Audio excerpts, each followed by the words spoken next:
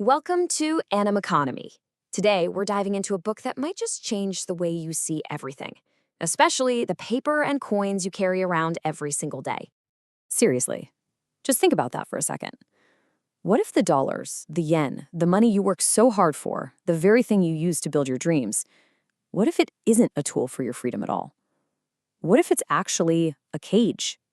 A cage that was carefully, deliberately built, not by the market, but by the state, to serve its own purposes? Well, that's the gut punch question at the heart of Murray Rothbard's incredible book, What Has Government Done to Our Money? And in this explainer, we're going to find the key to that cage. Okay, so to really understand the cage, we've got to go way back to the very beginning. Before governments, before these giant central banks, how was money even born? Here's the kicker. It wasn't invented. Nobody sat down and designed it. It was a discovery. It just emerged naturally from the free actions of millions of people all just trying to make their lives a little bit better. Imagine a world with only direct trade, barter. You're an amazing swordsmith, but you're hungry and you need some bread. The problem is, the baker? Well, he doesn't need a sword right now. He needs wool for a new cloak. See the problem? It's what economists call a lack of coincidence of wants. It's clunky, it's super inefficient, and it basically keeps society stuck in the mud. But then, humanity has a breakthrough. Indirect exchange. You figure out, hey, maybe I can trade my sword for something that the baker does want, even if I don't need it myself. You start looking for a good that pretty much everybody wants. And just like that, through countless individual, voluntary trades, society naturally starts to settle on one single commodity to use for all trades. See, this isn't some government committee making a decision. No, this is a market process, pure and simple. The good that wins out is always the one that's the most marketable. It's got to be durable, easy to divide, easy to carry, and something lots of people find valuable. And for centuries, this natural process chose gold and silver. It wasn't random, it was the solution that the free market discovered all on its own. This quote just hits the nail on the head, doesn't it? Money isn't just about buying stuff. It's the technology that makes specialization possible. It's what lets a doctor focus on being a doctor and a coder focus on coding, without either of them having to grow their own food. It is the absolute foundation for the complex, beautiful dance of a civilized economy. And for a while, this system of honest, market-born money worked beautifully. But then, a new player stepped onto the field. One that didn't play by the rules of voluntary exchange. One that held the power of force. This is where the story takes a dark turn. This is when the state casts its long shadow over the free market's greatest creation.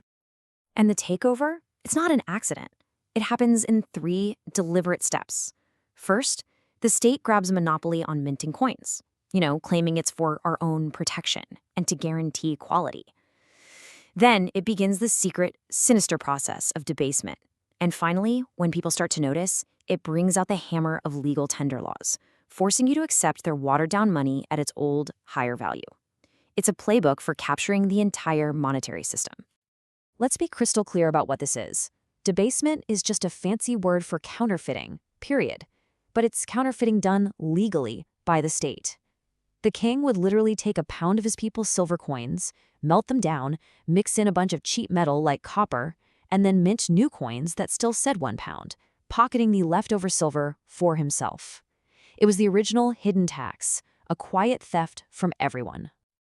So you've probably heard that phrase, right? Bad money drives out good. This is Gresham's law. But here's the part almost everyone gets wrong.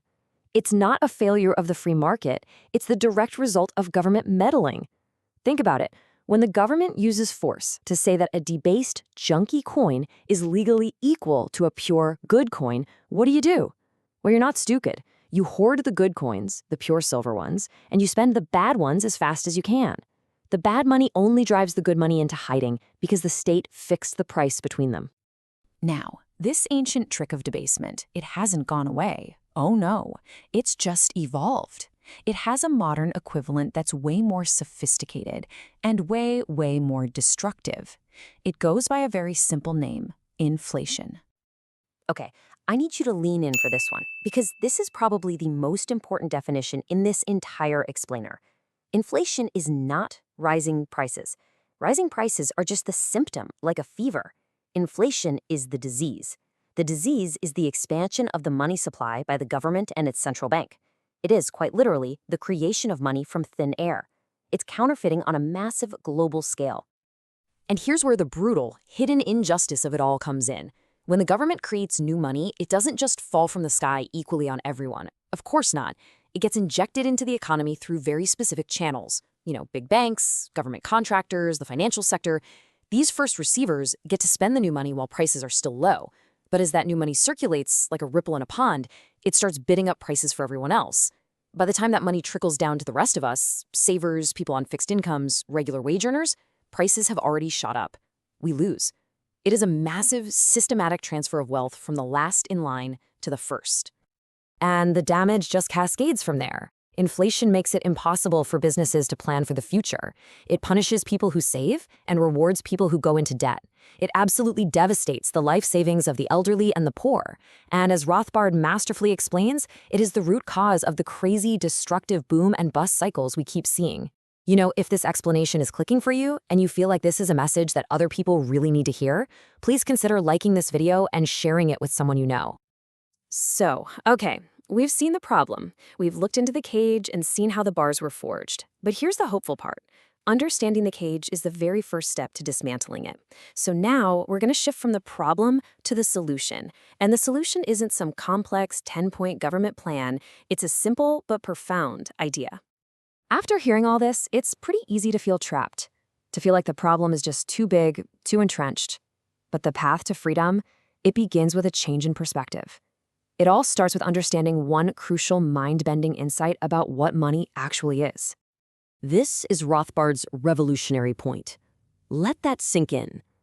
Unlike other things, like cars or food, where more is obviously better, society gets zero benefit from having a larger supply of money.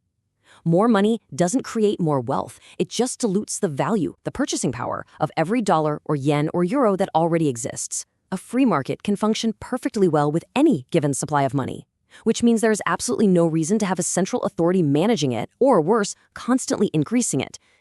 The state always tells us the same story. Without their control, there would be chaos. But the truth? The truth is the exact opposite. The chaos of inflation, the chaos of booms and busts, that chaos is the product of their control. True, stable, productive order doesn't come from a central plan. It arises from freedom. So in the end, it's a choice between the artificial, brittle order of a cage and the organic, powerful, emergent order of a free people. The choice is ours. Thanks for watching. Don't forget to subscribe to Animeconomy and check the link in the description to get the book.